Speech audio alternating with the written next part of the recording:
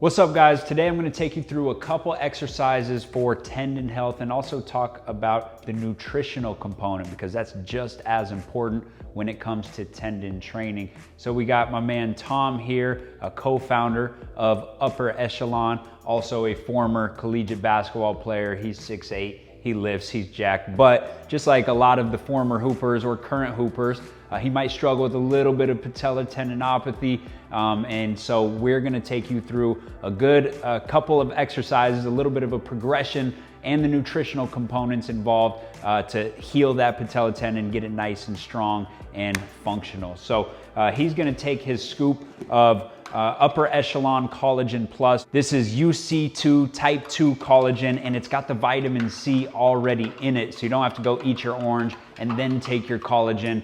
So everything's properly dosed, research backed, third-party tested, and as you can see, it actually mixes incredibly well. If you've ever taken collagen before, you know it normally clumps. This basically doesn't clump at all. So this is our blueberry lemonade, taste fire. We gotta take this around 45 minutes before the exercise session, right? This is in line with the current research. We want to take it 45 minutes to an hour before so that when we start actually exercising, it's going to already be, it'll be delivered to the tendon. So if we take it and then we go exercise right away, it's not broken down to the amino acids that we need for the tendon. So 45 minutes before, and let's hop outside. We'll get in the weight room right now and I'm going to show you the exercises. All right, so the first exercise, I'm going to give you an at-home option because I know a lot of you guys might not have a weight room right now. So Tom is gonna get in with the bands and he's gonna strap them right behind the knee. Big mistake, people go too high or too low down on the calf. It's right where the knee hinges. That's where you wanna get the band. He's gonna step back until he gets some really good tension on that band. Now, all he's gonna do is come down into a squat. He's not gonna go so low that his chest collapses forward. So you could see, and you could just hold at the bottom on this one, just hold. It's gonna be 45 seconds in this position, and his shoulders have to stay stacked over his hip. If he kept going lower, he would end up like this. We do not want that. That's gonna actually make it more hip dominant with that hip hinge. So he's gotta keep his shoulders back, and for some of you guys, that literally means right here. All right, we try to have a pretty vertical shin and a vertical torso. But if you keep going too low, you're gonna end up in a normal squat position. So this is allowing him to get his weight back, which is gonna increase that lever length between the fulcrum and where that weight is coming from. You don't really need to know that. All you need to know is that he's really working the quads and he's getting some good stress on that patella tendon. And so that patella tendon can't hide in this position. And go ahead and hop up. So a big thing with tendinopathies is something called stress shielding. So your body figures out a way to avoid the stress. It knows there's an injury there. And so you're going down into a squat and you're making it all hip dominant because you're trying to take over with your glutes and avoid that area. So exercises like this help because now I can't take over with my glutes. I'm forcing this area to really work. And so the stress passes through the tendon, and that's what we need.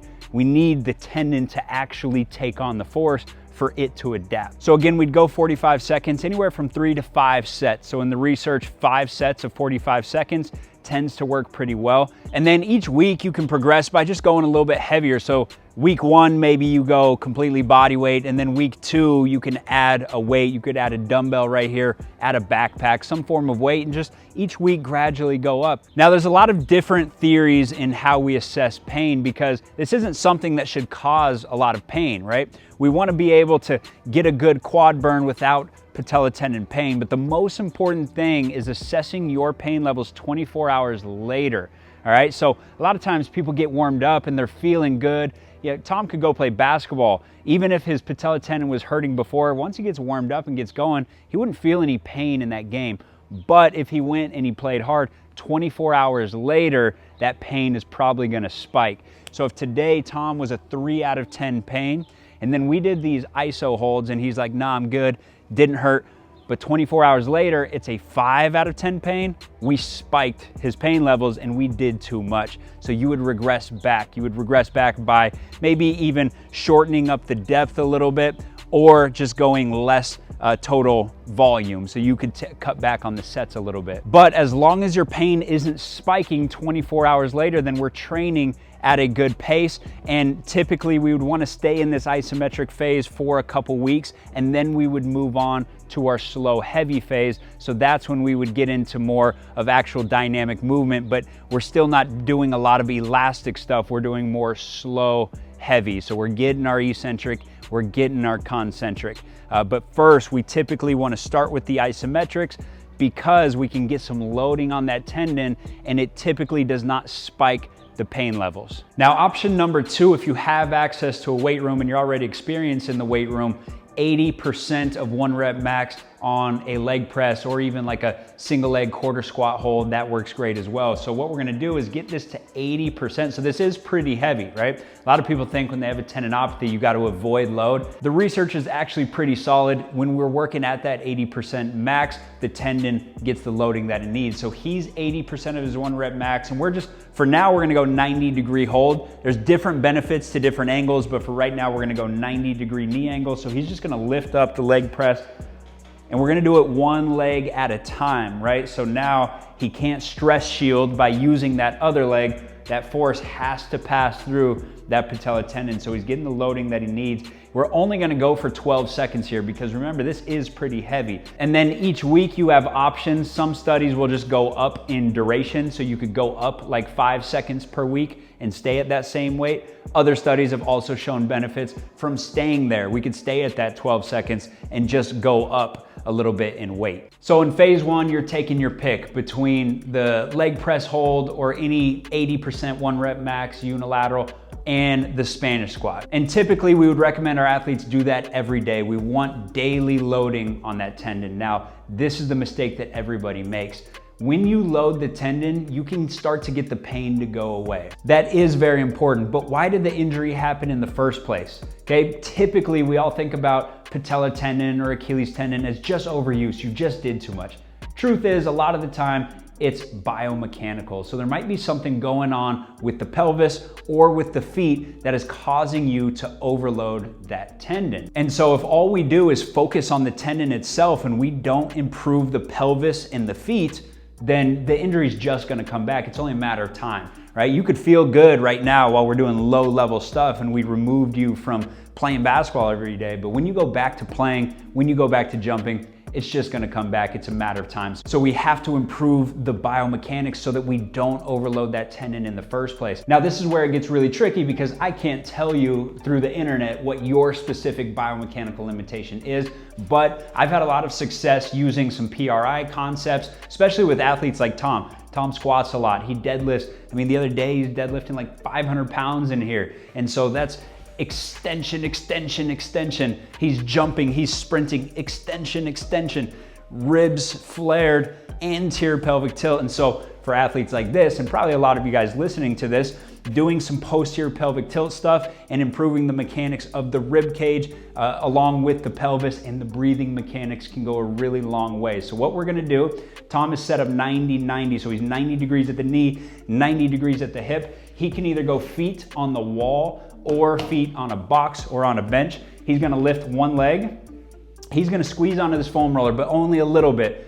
Not too much, because then it's gonna be more adductors, just a light squeeze. And now from here, he's gonna lift his butt off the ground by pushing his heel down. So he's really pushing into the box with this left heel.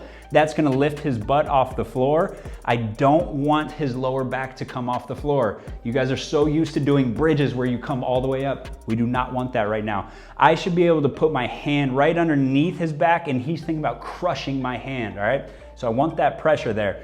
That's gonna get him in that posterior pelvic tilt. Another good cue, if he had a tail, I would ask him to tuck that tail, all right? So he's in a pretty good position from here. Now the important thing is the breathing, okay? So he's feeling that hamstring engage. Now he wants to breathe in through the nose and then out through the mouth, but on that out breath, he's gotta get all of that air out. And when he really pushes all of that air out with a really long exhale, the obliques turn on. And when we get the obliques firing with the hamstring, firing with the adductor, that's what really gets that pelvis in a good position. So transverse abdominis, deep abdominals, and the obliques is what's gonna really set that pelvis, okay? So we don't want his front abs working. We don't want his scalenes, his neck muscles working. Some people, your breathing mechanics, you're using your neck muscles to pull air in. It's messing up your posture. It's messing up your mechanics. So chest and stomach rise at the same time, and a good cue for him is telling him to really expand the ribs. Get the ribs big, 360 expansion, and then when you get all that air out, the ribs come down and in. All right, so he's just gonna go 7 breaths. Then after 7 breaths, he would switch over to the other side. We would typically do this in a warm-up, or you could even do it as a cool down, and we would do around 3 to 4 sets of 7 breaths. A couple more considerations for that initial phase of patellar tendinopathy rehab. You gotta accumulate movement throughout the day, okay? A lot of athletes work out really hard and then they sit for 12 hours straight, and the tendon relies on blood flow to heal. We gotta get the nutrients to the tendon, and so the more movement we get throughout the day, the better. So every half an hour, every hour, stand up, move around, hit some knee bends, pull your knee up, extend, you know, get some blood flow. There's no real secret to what exactly you need to do, but get up, get moving so that you can keep some blood flow going through the tendon all day and make sure nutrients are getting there. Now, one more consideration is you gotta keep exercising. So many people get into this constant cycle of like, I'm in rehab, so I can't train. Train hard, just make sure that you're training pain-free. So if you could still do your hip dominant stuff and your upper body lifts and your aerobic stuff, great, because that's gonna get you in a good place hormonally. And when our hormones are optimal, our body's gonna heal better, okay? So we still need to train, we still need to eat a good diet.